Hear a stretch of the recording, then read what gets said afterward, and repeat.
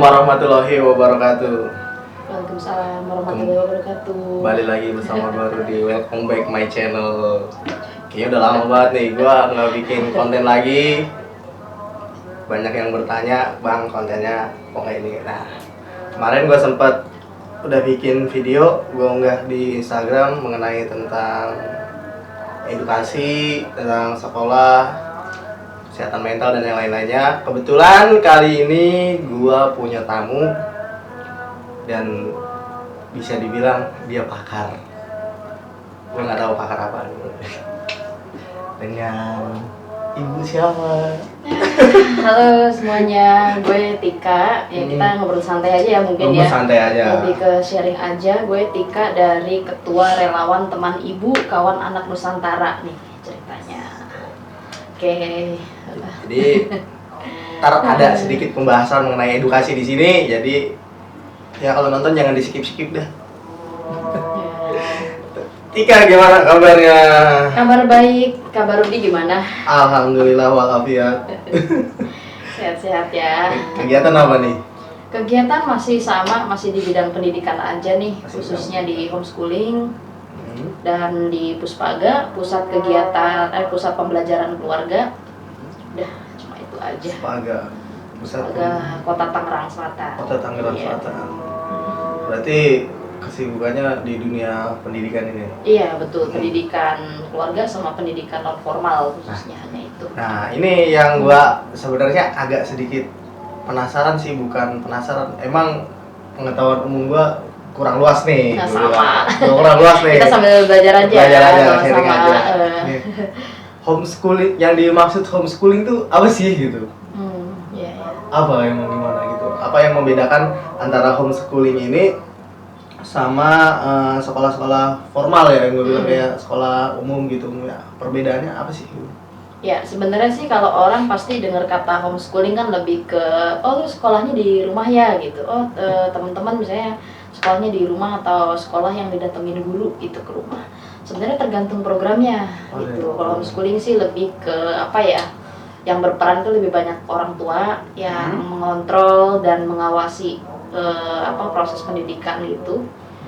Terus kalau homeschooling itu kan juga apa sih namanya lembaga ya, suatu program gitu, program yang ada di PKBM, Pusat Kegiatan Belajar Masyarakat. Itu biasanya usianya tuh dari usia sekolah, mulai dari SD umur 7 tahun, itu mulai dari kelas 1 SD terus sampai SMA itu umur 17 ya. 17 tahun untuk kelas 3 SMA gitu. Jadi kenapa dinamakan homeschooling pada awal-awalnya ya memang awal-awal dulu tuh kegiatannya belajarnya memang di rumah gitu. Tapi seiring berjalannya waktu kan program yang diambil kan banyak tuh. Iya.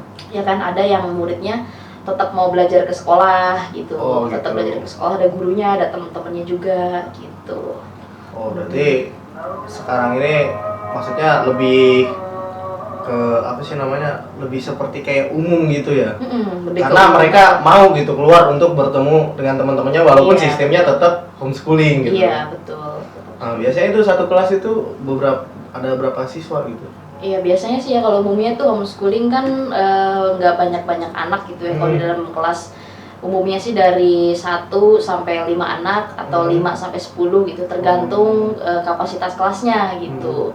Terus juga kalau homeschooling kan dia lebih ke apa ya, lebih ke fleksibel soal waktunya.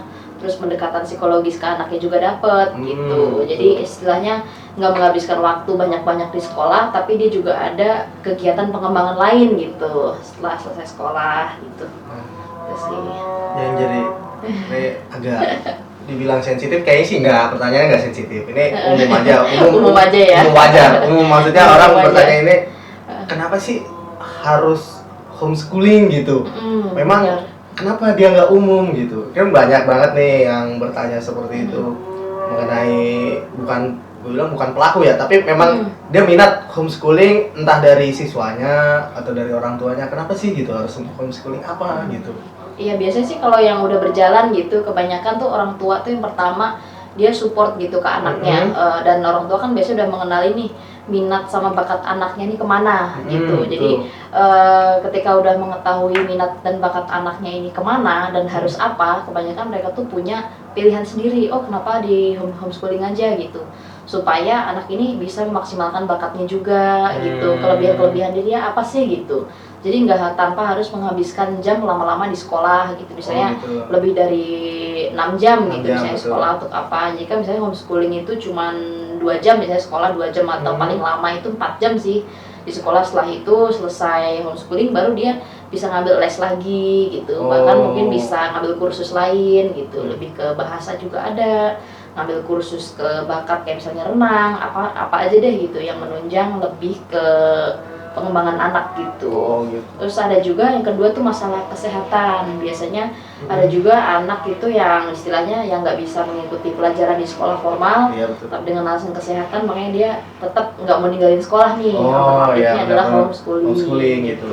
Itu sih. Jadi kesehatan memang nggak bukan buat pantangan atau misalnya menjadi halangan dia untuk belajar gitu. Iya, betul. Jadi dengan homeschooling ini jadi oke lah, lu punya masalah apa bisa kok gitu. Iya betul, karena kan di homeschooling ini kan juga selain dapat selain pelajaran juga nggak ketinggalan ya, karena tetap pakai kurikulum yang berlaku saat ini. Untuk kurikulum sih sama ya kayak di sekolah formal, yang membedakan itu pendekatannya gitu. Jadi ada yang misalnya tadi ya karena minat bakatnya udah terdeteksi dini gitu, sama keperluan lain ya misalnya kesehatan untuk yang lain-lain itu juga kita ada layanan psikologisnya yang lebih ke bener-bener kita nih mengkawal banget gitu. Siswa bener-bener membimbing gitu. Jadi kita selama ngajar itu nggak cuman selesai ngajar terus pulang, terus selesai ngajar terus udahan gitu. Jadi tetap kita tuh memposisikan siswa kita tuh ya kayak teman kita gitu. Kita saling support gitu. Itu sih yang membedakan. Membuat mereka bagaimanapun senyaman mungkin ada di situ gitu. Iya betul. Jadi bukan berarti ini tempat belajar gitu, tapi lebih ke bisa menjadi tempat bermain, bisa tempat dia untuk sharing apapun yang terjadi sama dia gitu. Iya betul. Tepatnya sih kayak rumah kedua mungkin gitu. Rumah kedua setelah rumah pribadi ya mungkin, karena kan setiap anak-anak ini kan punya kelebihan, punya kekurangan masing-masing yang dia tuh perlu wadah gitu kan, wadah atau lingkaran yang bener-bener bisa mendukung si anak ini gitu. Kira-kira bakalan gimana ya gitu untuk sosialisasinya juga nggak ketinggalan gitu. Punya banyak teman, apalagi kan sekarang di eranya medsos nih ya kan. Kita bisa belajar itu dari mana aja, bisa lewat Zoom misalnya di suatu perkumpulan ya atau organisasi apa, atau dari sekolah mana mungkin ngadain webinar itu kan bisa gratis kan sekarang, cuma nyebarin link aja itu kita bisa join tuh dari situ tuh.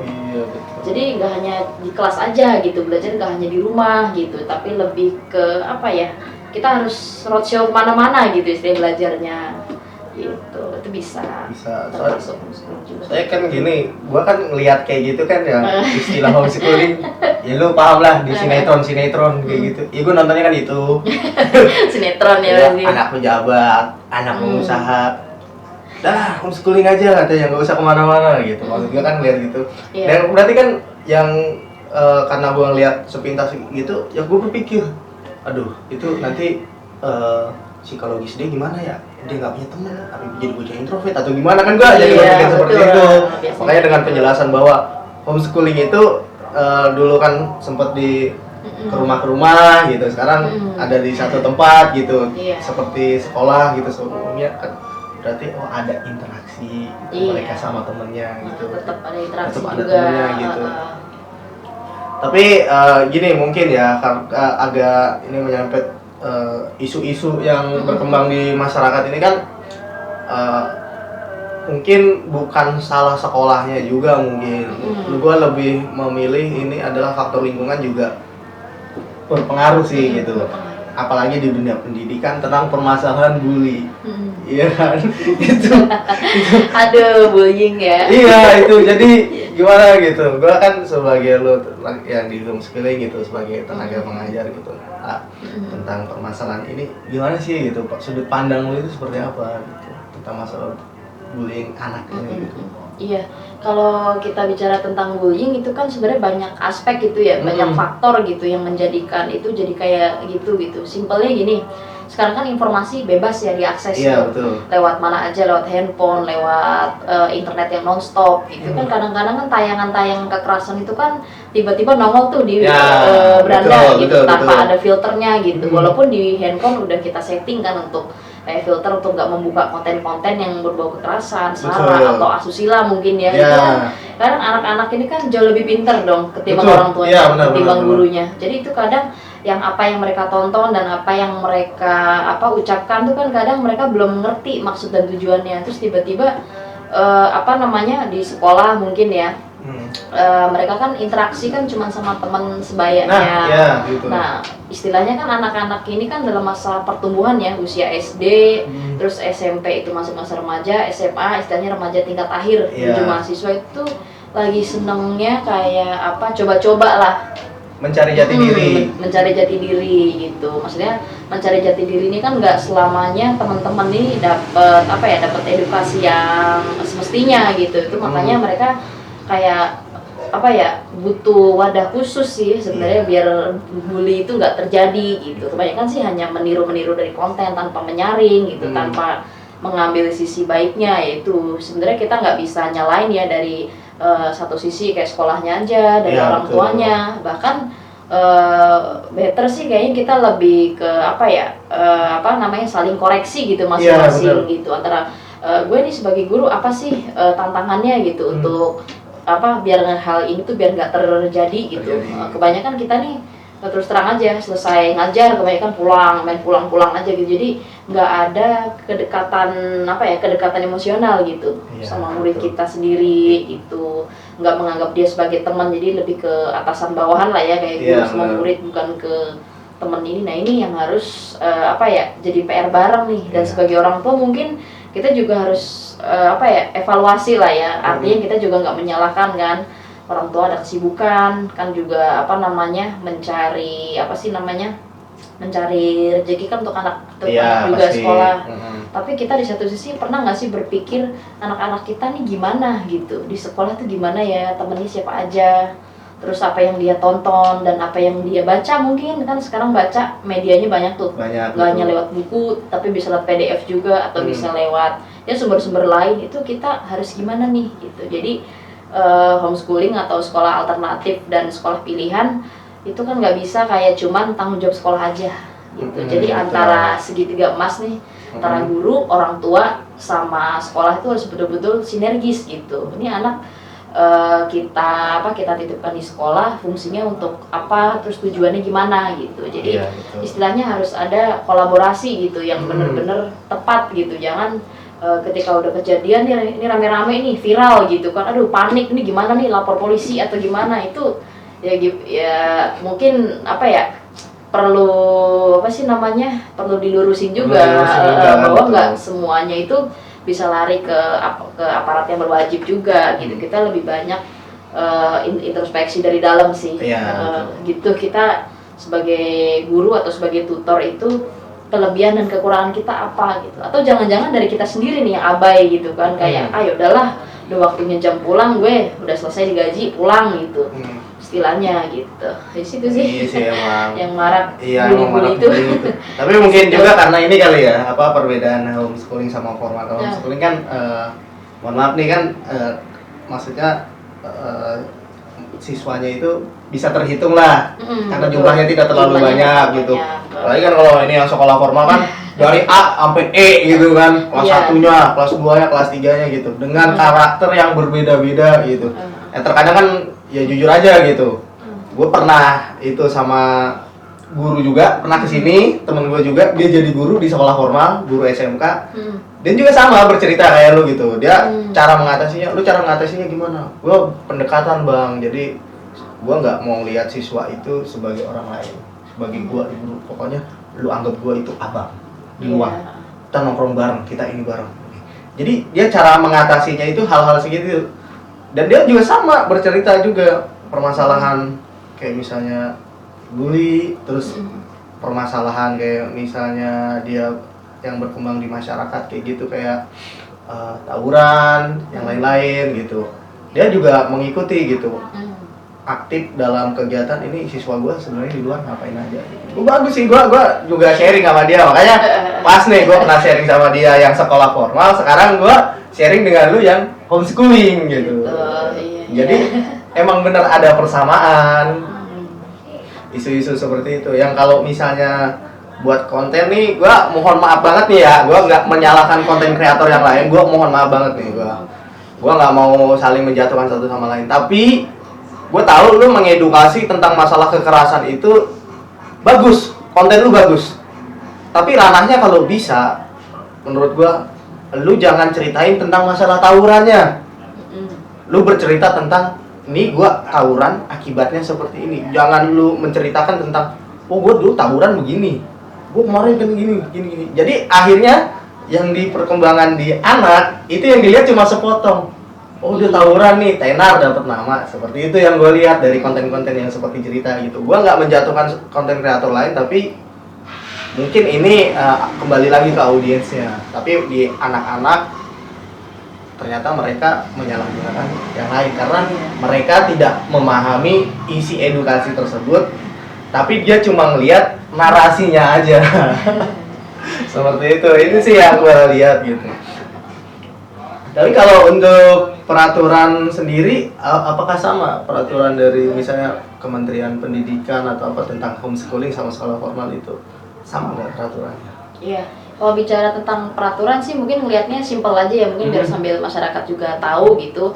Kalau sebenarnya kan sistem pendidikan di Indonesia kan ada 3 tuh, formal, non formal, sama informal. Kalau formal ya kayak sekolah negeri swasta, sekolah yang negeri swasta gitu kan. Untuk non formalnya kayak homeschooling setingkat PKBM.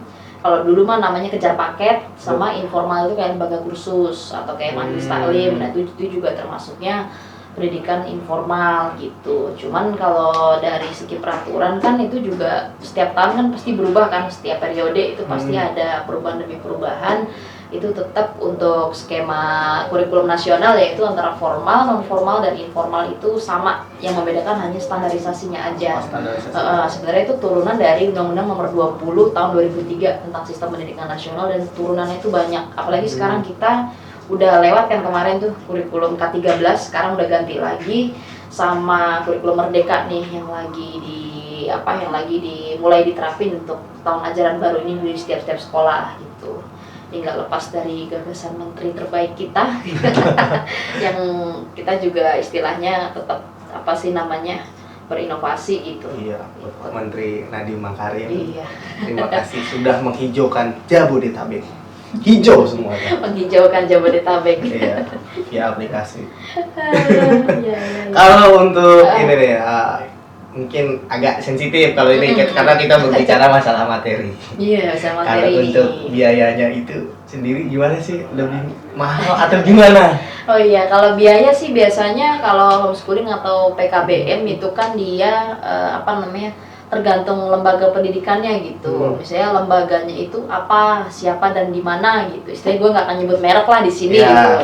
Tergantung sih biayanya itu variatif ya, tergantung dari layanan yang mereka ambil gitu. Kalau misalnya di homeschooling itu juga ada kayak layanan psikologis untuk siswa, berarti kan ada psikolognya tuh yang betul-betul memantau perkembangan dia tuh dari mulai daftar, masuk sekolah, prosesnya gimana, bahkan sampai lulus. Itu mungkin ada rate tertentunya gitu. Tapi ada juga yang mereka nggak mau ngambil layanan psikologisnya, cuman mau ngejar dari sisi akademisnya aja. Jadi itu namanya paket belajar gitu. Biasanya sih disesuaikan sama lembaganya gitu. Misalnya tergantung lembaganya ada di posisinya di mana, apakah Jabodetabek kah atau di lebih ke menjual jasanya di apa gitu. Jadi beda-beda. Gitu. Hitungannya sih masih terjangkau ya. Masih terjangkau. Nah aja. Anak gue juga masih kecil kali masukin homeschooling. Iya, bisa tuh. Baru 3 tahun. 3 tahun udah masuk kelompok bermain nih harusnya nih sebentar lagi kan. Enggak, kalau udah ngajar mah nggak usah. Nggak usah. Nah ini kan kalau yang harus diperhatikan nih sebagai mungkin gue juga sebagai orang tua nih gitu. Tapi kan lo yang berbicara masalah homeschooling sudah ketemu dengan orang tua dan anak.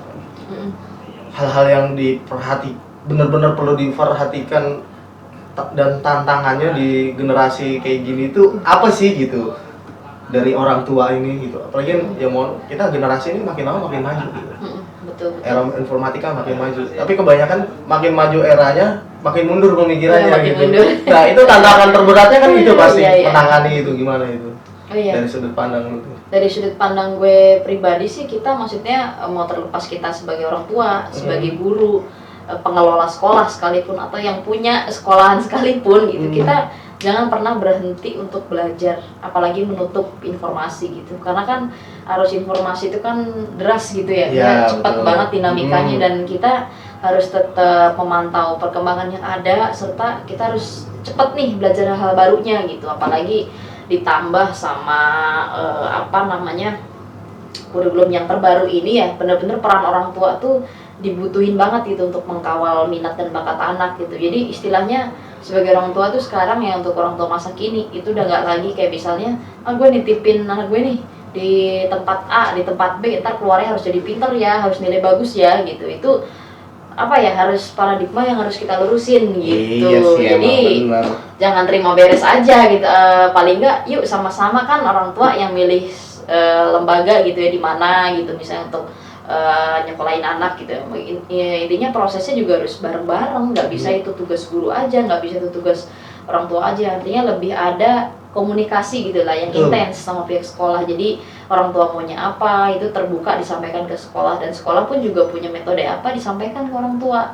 Jadi antara tadi yang gue jelasin dari segitiga emas tadi, orang tua, guru dan siswa itu sejalan gitu. Jadi istilahnya nggak ada lagi nih yang musiman waktu pas pengambilan rapot, gimana sih nilainya jelek, kok ini kurang, kok emang kamu sering ngobrol sering ini. Jadi nggak ada tuntutan seperti itu lagi. Next ya, di zaman nanti itu mungkin 5 atau 10 tahun yang akan datang lagi tuh udah bukan masalah peringkat keberapa-berapanya. Sekarang kita yang dinilai itu kan soft skill ya, kita tuh bisa apa, betul. Kita bisa bergaul apa enggak gitu, tuh modalnya itu. Jadi modalitas untuk itu kita harus benar-benar siap gitu, karena revolusi industri 5.0 gitu nggak bisa yang cuman kita diem-diem nih nunggu diajak atau pasif aja, malah kita yang mencari sendiri gitu informasi apa sih yang kita butuhin, dan gue butuh apa nih untuk belajar tuh harus kemana.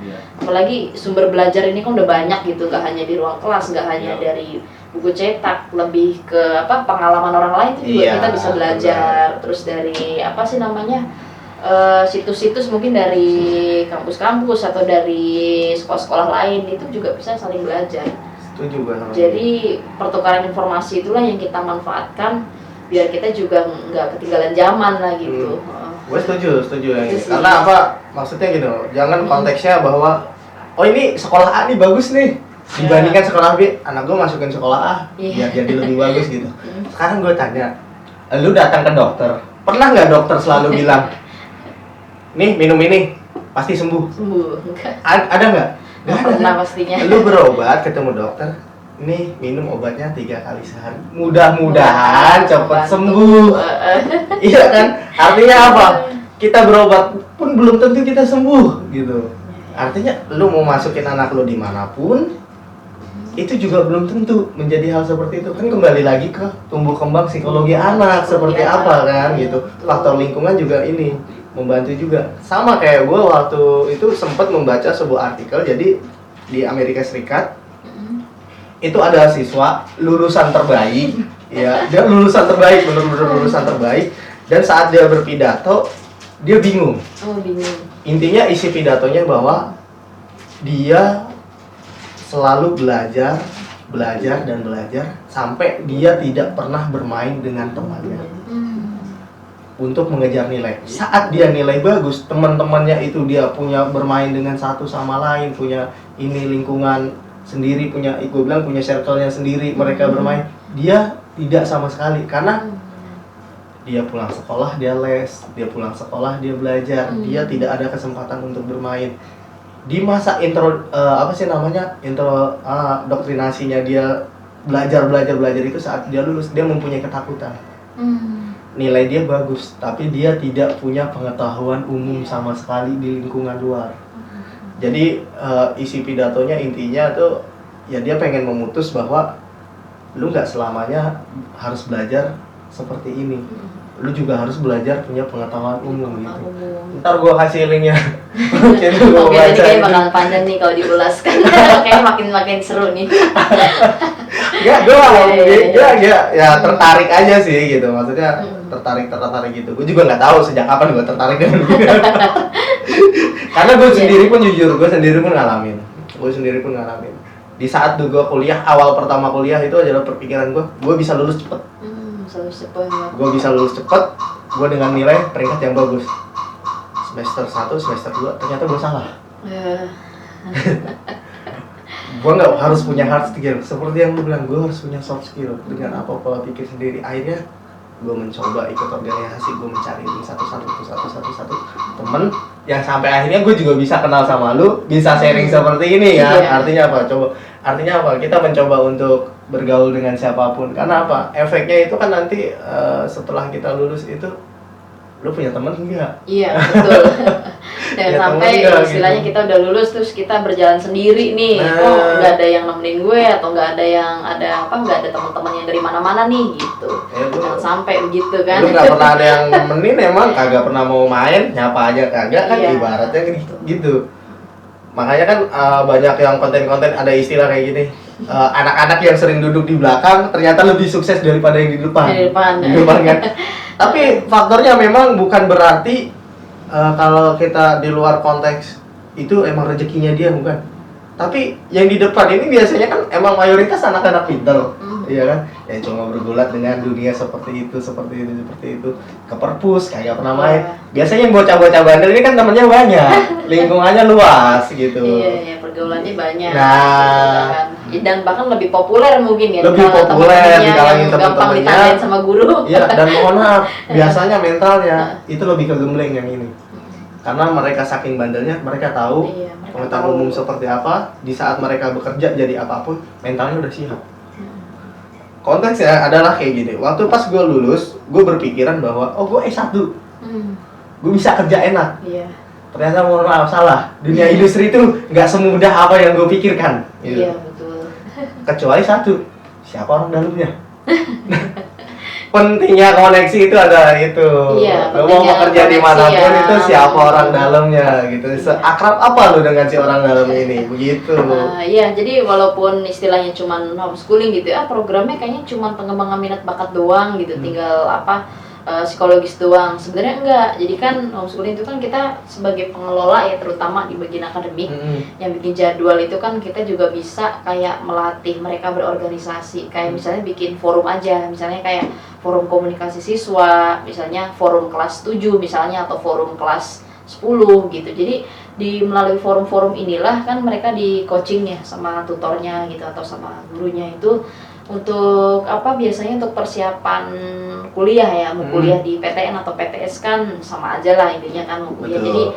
Jadi melalui forum ini tuh benar-benar kita kan bisa tuh menyelipkan ya kan untuk organisasi ini gimana, walaupun di sekolah formal kan punya OSIS. Ya, Homeschooling kita bikin aja forum komunikasi siswa misalnya per tema sekarang nih, kayak misalnya kan sekarang temanya homeschooling di podcast ini.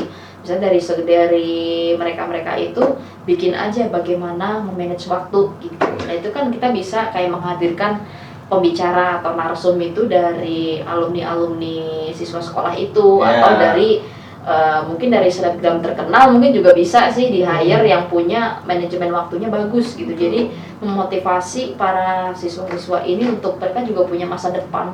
Walaupun homeschooling mereka juga punya masa depan loh, mereka juga mau kuliah, mereka juga mau kerja, atau mungkin kan nggak menutup kemungkinan namanya rezeki, mungkin mereka jadi wirausahawan ya kan, mungkin dapat scholarship di luar negeri, itu malah lebih bagus gitu. Pengalaman gue udah membimbing siswa gue itu terutama yang lulus SMA tuh atau paket C gitu kan, mereka kebanyakan yang di drill nih selama pembelajaran sekolah tuh TI sama bahasa Inggris sih sama eksaknya. Nah itu mereka kebanyakan tuh ngincar scholarshipnya tuh di luar, dan alhamdulillah sih 1-5 orang ada aja setiap tahunnya yang lolos gitu. Ya, intinya kan semua tergantung gimana usaha anaknya gitu. Kalau emang fasilitasnya bagus, fasilitasnya mendukung, kalau anaknya nggak ada nggak ada usaha sendiri atau nggak ada minat, sama aja nonsens gitu. Cuman gimana caranya menumbuhin semangat ini atau menumbuhkan inisiatif ya, itu melalui forum komunikasi ini gitu. Itu sih paling homeschooling itu. Jadi kan mereka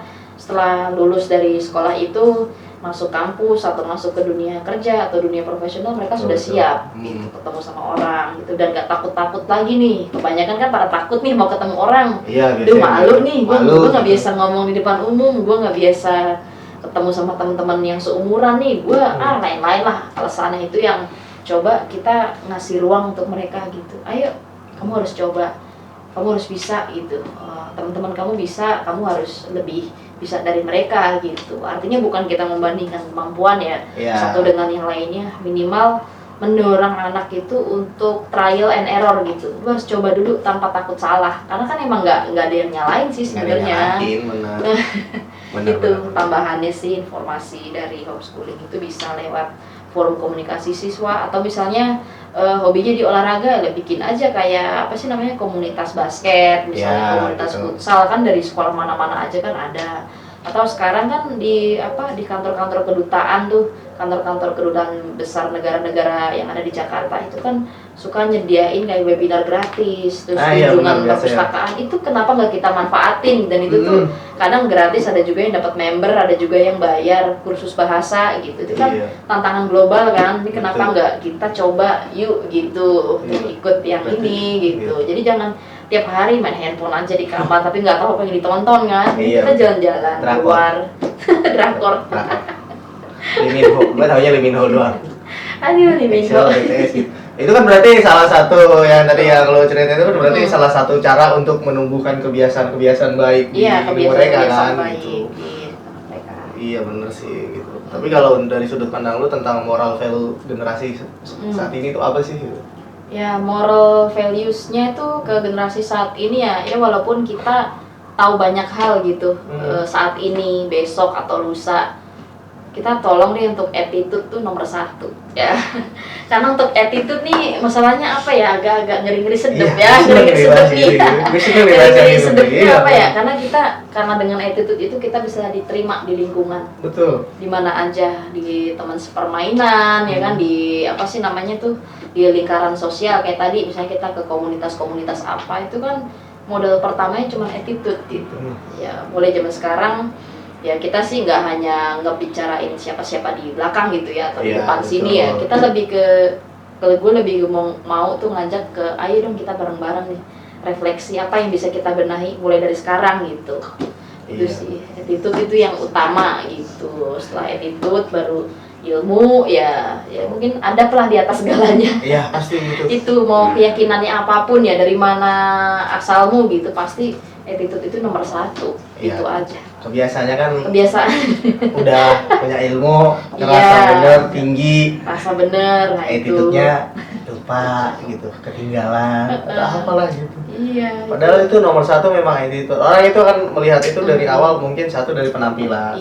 Penampilannya oh ya udah penampilannya rapi nih, ya udah, terus yang kedua attitude-nya bagus, ya sudah gitu.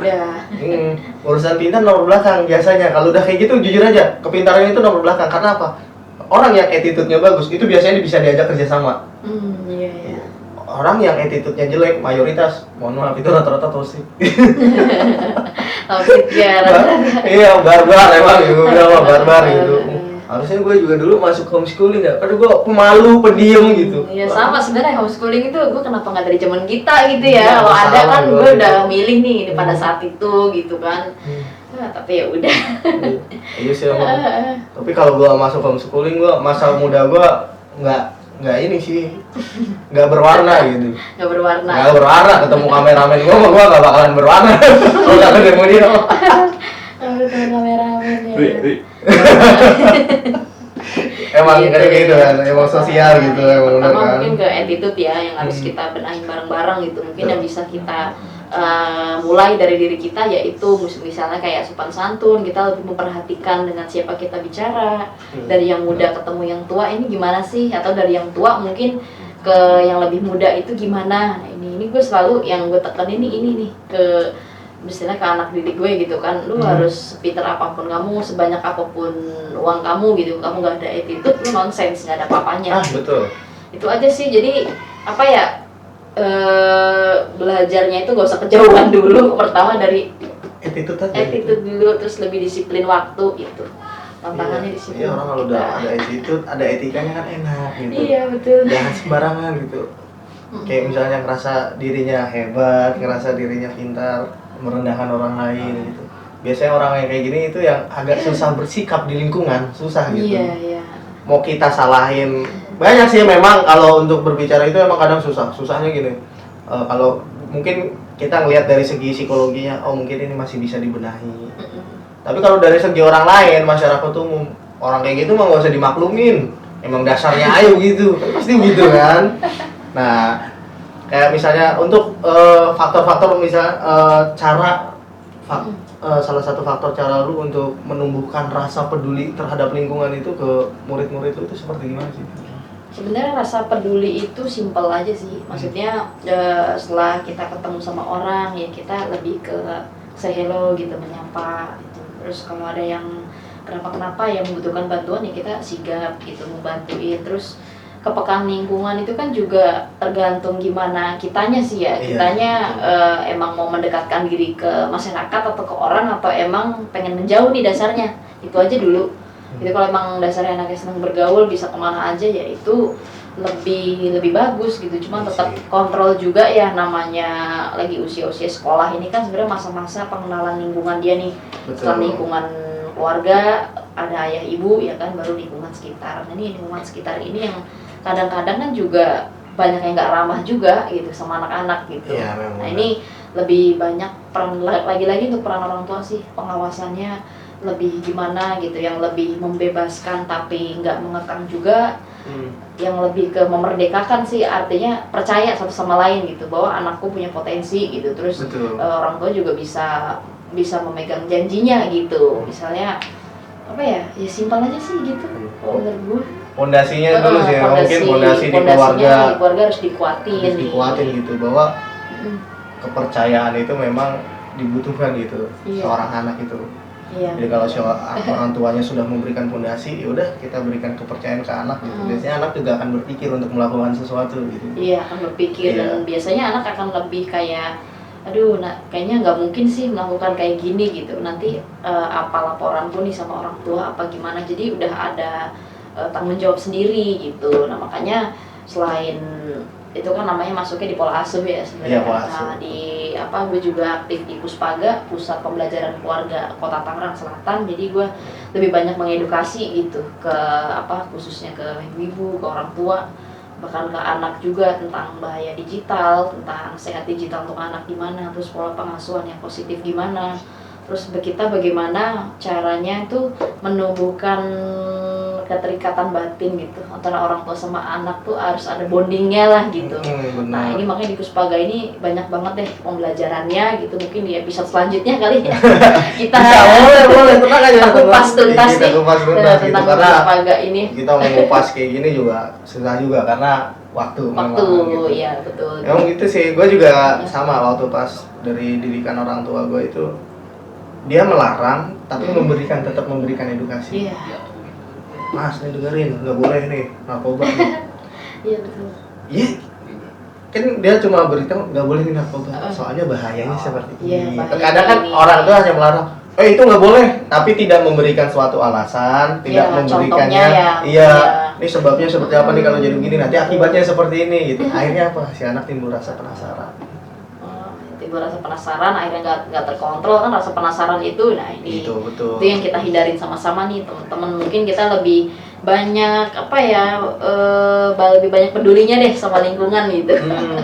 Kita juga harus peka lah minimal gitu, jangan nggak peka dong gitu kan, banyak bahaya di sekitar kita harus ngapain dan apa gitu, mulai dari diri kita, dari keluarga kita, anak-anak kita, ponakan, semua itu harus kita jaga. Makanya keluarga ini kan pondasinya tuh penting banget gitu, termasuk urusan nanti pemilihan sekolah dong, bahkan pemilihan kampus kan juga kadang masih banyak peran orang tua juga. Iya betul. Apalagi kan maraknya bullying juga kan nih, bullying terus kekerasan fisik, kekerasan verbal juga. Nah itu kan tugasnya Puspaga tuh untuk mencegah gitu, mensosialisasikan di masyarakat itu apa sih yang harus kita lakukan gitu sebagai orang biasa, misalnya yang nggak ada latar belakang psikolog, nggak ada latar belakang guru, misalnya siapa aja tuh boleh jadi inisiator lah misalnya. Yang kita lebih peduli lagi gitu sama lingkungan. Nah, apabila udah terjadi tindak kekerasan amit-amit gitu ya, udah terjadi itu tempatnya bukan di Puspaga lagi, tapi kalau di Tangsel ini tempatnya di UPTD P2TP2A di Kelurahan Rawabuntu. Jadi misalnya